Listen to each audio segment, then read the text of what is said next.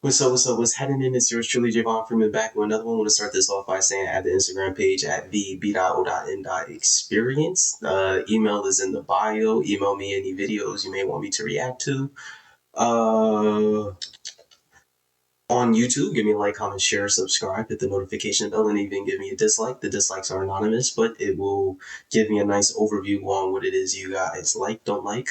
And let me know down in the comment section below if you think I should start a Patreon. Give me a thumbs up in a slot machine emoji. Thumbs up in a slot machine emoji. I think the Patreon would be a pretty nice, a little more organized way for me to lend my intellect to you. And that way I could get more personal with you guys as well, answer any more personal questions you may have and whatnot. Is there anything else on the itinerary that I want to share with you? No? Okay. This video we are getting ready to watch, I actually like these little clips by PBD. They're very informative. I will say, do your own fact checking as well. I will be going back over this information myself. I was going to react to it last night, but I just chose to take the night to myself. Anyway, let's get into it. Let's not waste any more time. Everybody's talking about the wasted expenditure by USAID, but do you know what percentage of our federal budget is USAID? 0.2%. You see how small that is? It's nothing. By the time you see me go through all the other expenditure, wasted expenditure, you're going to lose your mind. Stick around. This video goes into, subscribe to the channel. Do you know, if you were to guess, how much total money per year goes into U.S. nonprofits per year? Total revenue per year, money that comes in. What do you think that number is? That number is roughly $2.68 trillion as of 2020, which means it's probably around $3 trillion.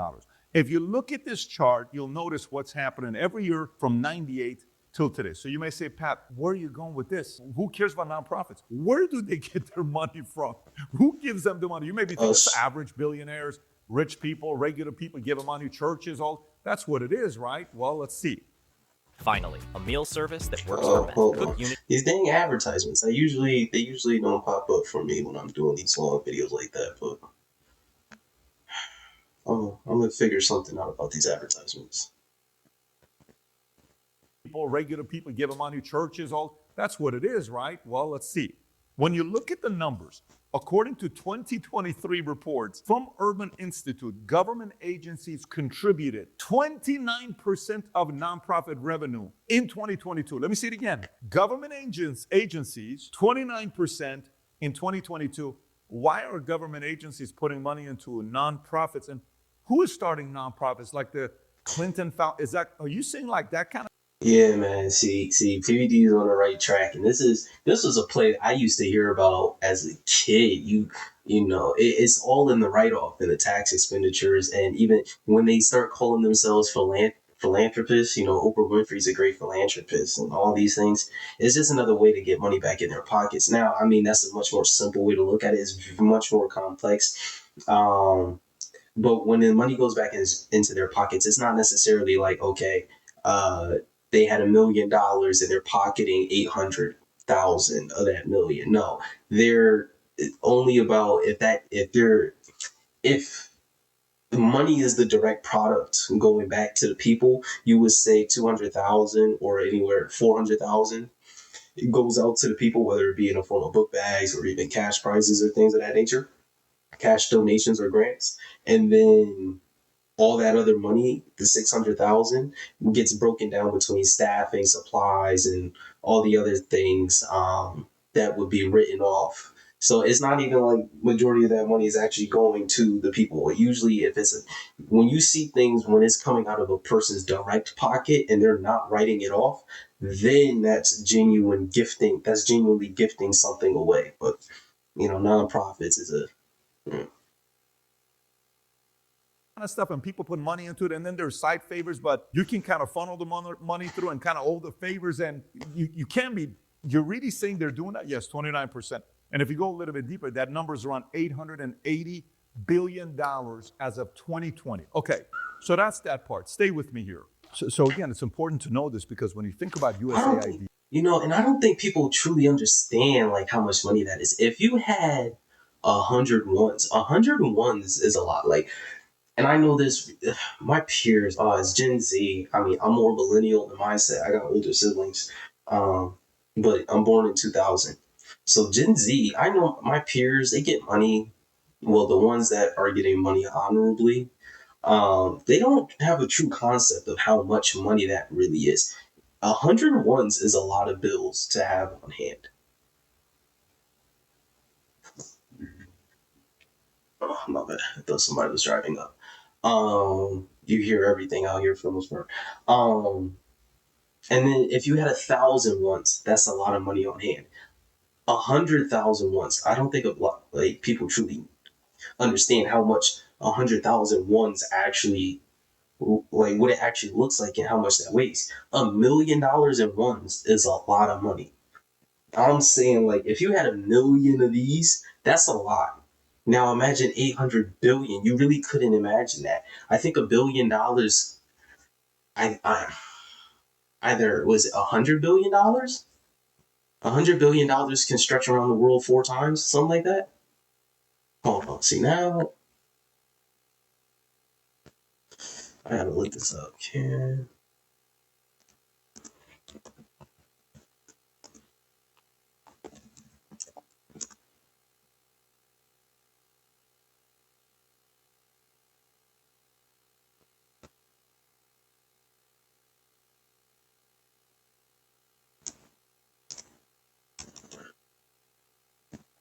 I don't want to make this a long video, but I'm curious.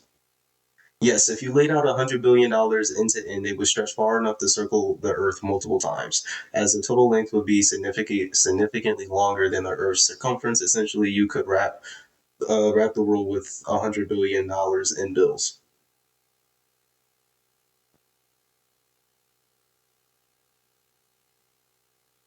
That's a lot.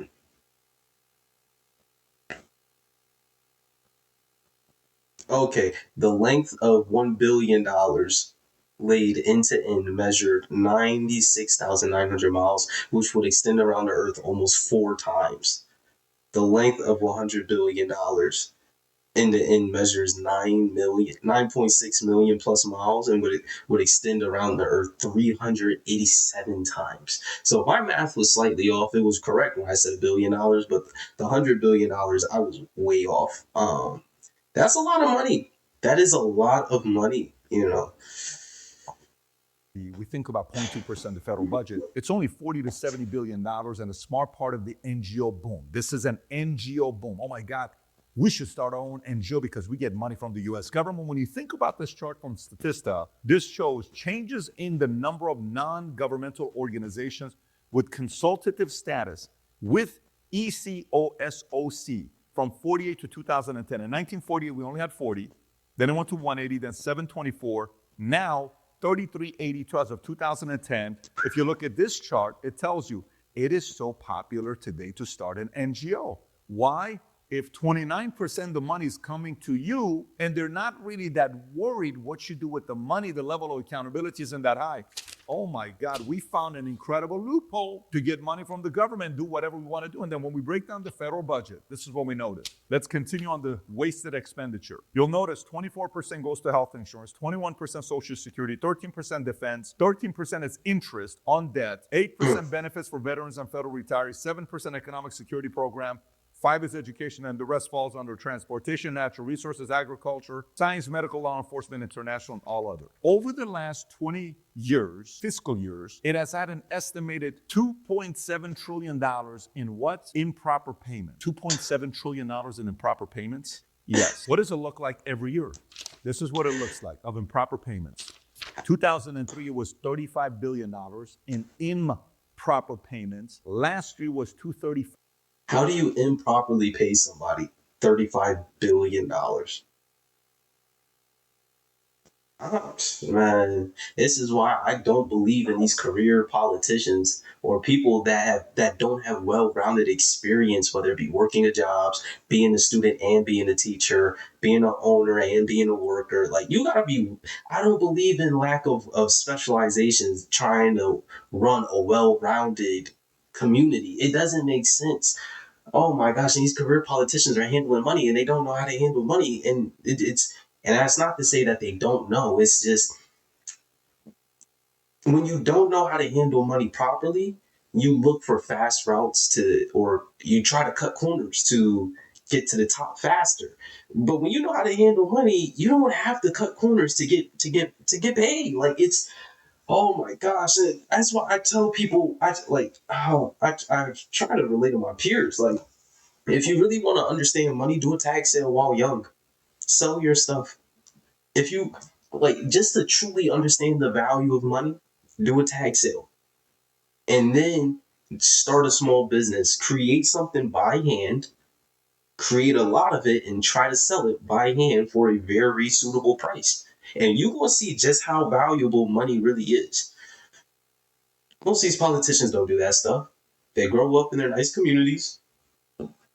More than likely, they have the opportunity given to them by their parents that created a nice cushion life for them, which isn't a bad thing. It's just when you have a cushion life, a lot of people don't see the need to push their children to do things outside of what's already pre-planned for them. They go to these schools that's set up for them to actually get, that creates an easier pathway for them to get into these organizations, companies, and then they stay there for the rest of their lives, not really understanding certain values that you would gain if you got pushed in areas that wasn't necessarily directly transferable into what you're doing. Five improper payments. 2 years ago was 281, record-breaking years, back to back to back in improper payments. And if we break that down by different areas of improper payments, under Medicare, it's $51 billion of improper payments. Where did they go? We don't know. Medicaid, $50.3 billion. Federal Pandemic Unemployment Assistance, $43 billion improper payments. You paid for it, by the way. Earned income tax credit, $22 billion. Paycheck protection programs, loan forgiveness, another $19 billion improper payments. And all of the programs, another $50 billion in improper payments. So this continues. Then we hear these stories of the Pentagon, okay? Pentagon racks up $35 trillion in accounting changes in 1 year, and they cannot account for 63% of $4 trillion of assets. That's DOD over $2 trillion. buys parts and equipment it does not need because it can't keep track of parts and equipment it already owns. So they've already bought so many different things. They don't even know who's taking care of it. Like we have a lot of equipment, right? Imagine somebody has to sit there and write down all the cameras we have, the lenses we have, the equipment we have. They're not even keeping track of it. So they keep buying stuff. They don't even know what they have in their inventory. Think about how crazy that is. Again, you and I are paying for it. The Pentagon has failed. Pentagon started doing audits 7 years ago. They have never once passed one. And even in April of 2023, Jon Stewart is interviewing a lady on C-SPAN. I think it is C-SPAN. Maybe it is C-SPAN. You got to see it. Saying, hey, how is it that you guys are failing audits? And she says, well, what you don't know is there's a big difference between, first of all, instead of me acting it out because you may think we're exaggerating, I just want you to watch this clip with Jon Stewart. Oh, he put Jon the clip Stewart in. cannot believe what this lady is saying. Watch this clip for yourself. A lot of waste, fraud, and abuse within a system. Audits and waste, fraud, and abuse are not the same thing. So let's decompose these pieces. Please educate me on Sure. What so an audit is exactly what you just described, yes. which is, do I know what was delivered to which place? Right. The ability to pass an audit or the fact that the DoD has not passed an audit is not suggestive of waste, fraud, and abuse. That is completely false right there. So what is now it's a question of, it's suggestive that we don't have an accurate inventory that we can pull up of what we have where. That is not the same as saying we can't do that because waste, fraud, and abuse has occurred. So in my world, yeah, that's waste. How is that waste? If I give you $1 billion and you can't tell me what happened to it, that to me is wasteful. That means you are not responsible. But if you can't tell me where it went, then what am I supposed to think? And when there has been reporting, I mean, this is not, look, I'm not saying this is on you and that you caused this, but I think it's a tough argument to make sure that I didn't cause it. an $850 billion budget to an organization that can't pass an audit and tell you where that money went, like, I think most people would consider that somewhere in the realm of waste, fraud, or abuse, because they would wonder why that. You know what? I'm gonna just stop this here. I'm gonna break this into clips because whoa, you know, shout out technology, man, because we can run it back. Run back. Show me the replay, coach.